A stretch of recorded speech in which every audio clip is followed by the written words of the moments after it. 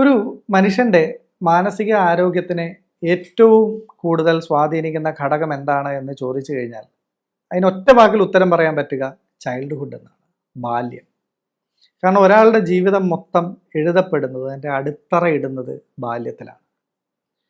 ബാല്യത്തിൽ നമ്മൾ കാണുന്ന ചെറിയ ചെറിയ കാര്യങ്ങൾ, അത് വളരെ വലിയ കാര്യങ്ങളാവണമെന്നില്ല. കാരണം ചെറുപ്പത്തിൽ നമ്മളുടെ ഒരു കളിപ്പാട്ടം പൊട്ടിപ്പോയാൽ അത് നമ്മളിൽ ഉണ്ടാക്കുന്ന വേദന, ചിലപ്പോൾ അത്രയും വലിയ വേദന വലിയൊരു പ്രായമായി നമ്മൾ വളരെ മെച്ചുവേർഡ് ആയതിനു ശേഷം നമുക്ക് വളരെ വേണ്ടപ്പെട്ട ഒരാൾ നഷ്ടപ്പെട്ടാൽ പോലും നമുക്കുണ്ടായി എന്ന് വരില്ല. അതുകൊണ്ട് തന്നെ ഒരിക്കലും ലോജിക്കലി നമ്മളുടെ ഒരു സാമാന്യ ബുദ്ധി വെച്ചിട്ട് അല്ലെങ്കിൽ ലോജിക്ക് വെച്ചിട്ട് നമുക്ക് അളക്കാൻ കഴിയുന്നതല്ല നമ്മളുടെ മാനസിക ആഘാതം എന്ന് പറയുന്നത്.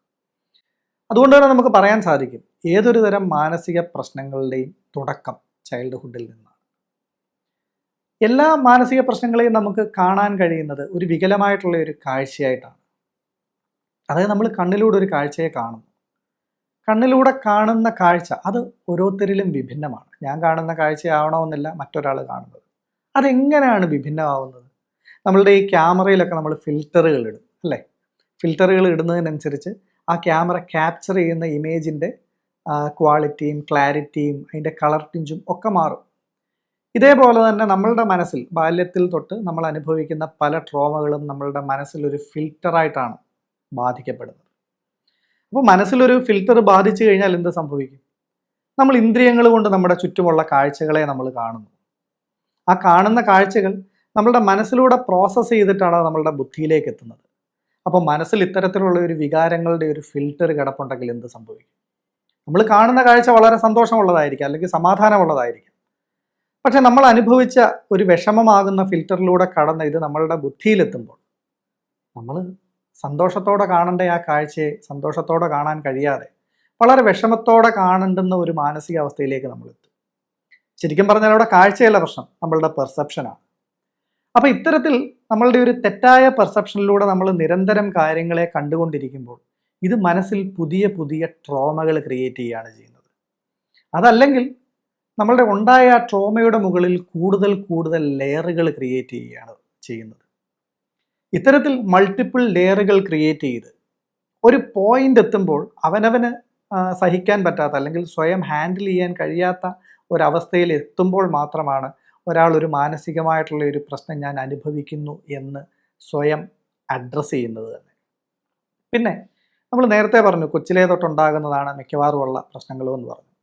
പക്ഷേ കൊച്ചിലേ തൊട്ടുണ്ടാകുന്ന ഒരു പ്രശ്നങ്ങളുടെ മറ്റൊരു പ്രോബ്ലം എന്ന് പറയുന്നത് കൊച്ചിലേ തൊട്ട് നമ്മൾ അനുഭവിക്കുന്ന ഒരു പ്രശ്നം അല്ലെങ്കിൽ കൊച്ചിലേ തൊട്ട് നമ്മൾ കാണുന്ന ഒരു കാഴ്ച അത് തെറ്റാണ് എന്ന് ഈ ലോകത്ത് ആര് നമ്മളോട് പറഞ്ഞു തന്നാലും നമ്മൾ അംഗീകരിക്കില്ല അല്ലേ?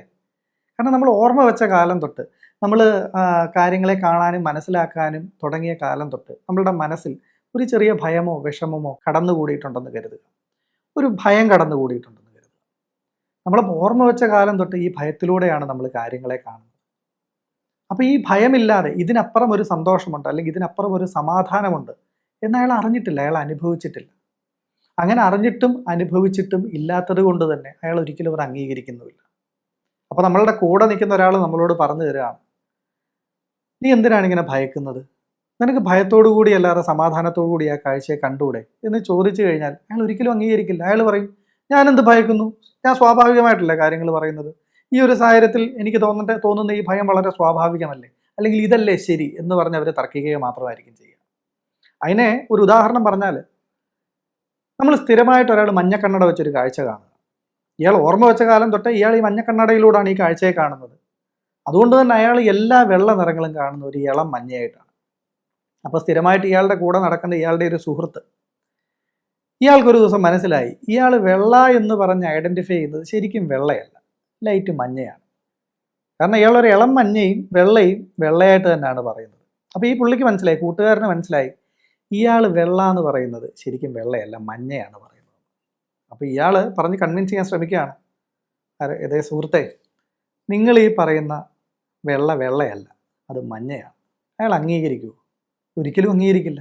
കാരണം അയാൾ ജനിച്ചപ്പോൾ തൊട്ട് അയാൾ ഓർമ്മ വെച്ച കാലം തൊട്ട് കാണുന്ന കാഴ്ചയാണ്. ഇത്തരത്തിലുള്ള വികലമായ കാഴ്ചകളാണ് എല്ലാ മാനസിക പ്രശ്നങ്ങളുടെയും അടിസ്ഥാന കാരണം. ഈ മാനസിക പ്രശ്നങ്ങൾ ഇത്തരത്തിൽ ഒരു വികലമായ കാഴ്ച മൂലമുണ്ടാകുന്ന മാനസിക പ്രശ്നങ്ങളെ പരിഹരിക്കണമെന്നുണ്ടെങ്കിൽ അതിന് നിദാന പരിവർജനമാണ് ചികിത്സ. രോഗത്തിൻ്റെ കാരണത്തിനെ ഇല്ലാണ്ടാക്കുന്നതാണ് ചികിത്സ. അപ്പം ഈ ഒരു വിഷയത്തിൽ ആ ഒരു ഫിൽറ്ററിലൂടെ കാണുന്ന കാഴ്ചയാണ് നമ്മളിൽ മാനസിക പ്രശ്നങ്ങൾ ഉണ്ടാക്കുന്നതുണ്ടെന്നുണ്ടെങ്കിൽ ആ ഫിൽറ്ററിനെ എടുത്തു മാറ്റുക എന്നുള്ളതാണ് ചികിത്സ. പക്ഷേ നമ്മൾ പ്രശ്നം ബാധിച്ചിരിക്കുന്ന അതേ മനസ്സുകൊണ്ട് തന്നെയാണ് ആ പ്രശ്നത്തിനെ നമ്മൾ പരിഹരിക്കാൻ ശ്രമിക്കേണ്ടത്. അതാണ് പല മാനസിക പ്രശ്നങ്ങളെയും സ്വയം മാനേജ് ചെയ്യാൻ കഴിയാത്ത വിധം ബുദ്ധിമുട്ടുള്ളതാക്കുന്നത്. അപ്പോൾ അത്തരം സാഹചര്യങ്ങളിൽ നമുക്കൊരു കൗൺസിലിങ്ങിന് ഒരാളുടെ സഹായം തേടേണ്ടി വരും.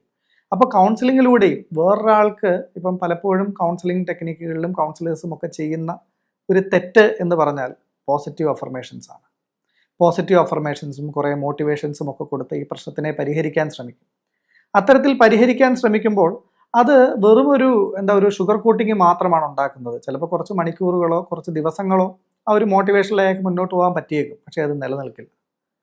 അവനവൻ്റെ പ്രശ്നത്തിനെ അവനവന് മാത്രമേ കണ്ട് പരിഹരിക്കാൻ സാധിക്കുകയുള്ളൂ. അപ്പം ഒരു വ്യക്തിയെ കൊണ്ട് അയാളുടെ ഉള്ളിലേക്ക് തന്നെ നോക്കിച്ച് അയാളുടെ മനസ്സിനാണ് ഈ വികാരങ്ങൾ ഫീൽ ചെയ്യുന്നതെന്നുള്ളൊരു ബോധ്യത്തോടു കൂടി, ഞാനല്ല എൻ്റെ മനസ്സ് എന്നുള്ളൊരു ബോധ്യത്തോടു കൂടി അവനവൻ്റെ ഉള്ളിലേക്ക് നോക്കി അവനവൻ്റെ മനസ്സിലൂടെ കടന്നു പോകുന്ന വികാരങ്ങളെ കണ്ടെത്തി മനസ്സിൽ നിന്ന് കുറച്ച് ദൂരെ മാറി നിന്ന് ഡിറ്റാച്ച്ഡ് ആയിട്ട് ചിന്തിച്ചാൽ മാത്രമേ ആ ഒരു പ്രശ്നത്തിനെ പരിഹരിക്കാൻ സാധിക്കുകയുള്ളൂ. അത്തരം പ്രശ്നങ്ങളെ പരിഹരിക്കാൻ അതുകൊണ്ട് തീർച്ചയായിട്ടും മെഡിറ്റേഷന് സാധിക്കും. ആ മെഡിറ്റേഷൻ ചെയ്യാൻ നിങ്ങളെ മെഡിറ്റേഷൻ ഗൈഡ് ചെയ്ത് ചെയ്യിക്കുന്ന ഇഷ്ടംപോലെ കൗൺസിലേഴ്സ് ഉണ്ട്. അത്തരത്തിലുള്ള ഗൈഡഡ് മെഡിറ്റേഷൻസിലൂടെ നമുക്ക് തീർച്ചയായും അത്തരം പ്രശ്നങ്ങൾക്ക് പരിപൂർണമായ പരിഹാരം ഉണ്ടാക്കാൻ സാധിക്കും.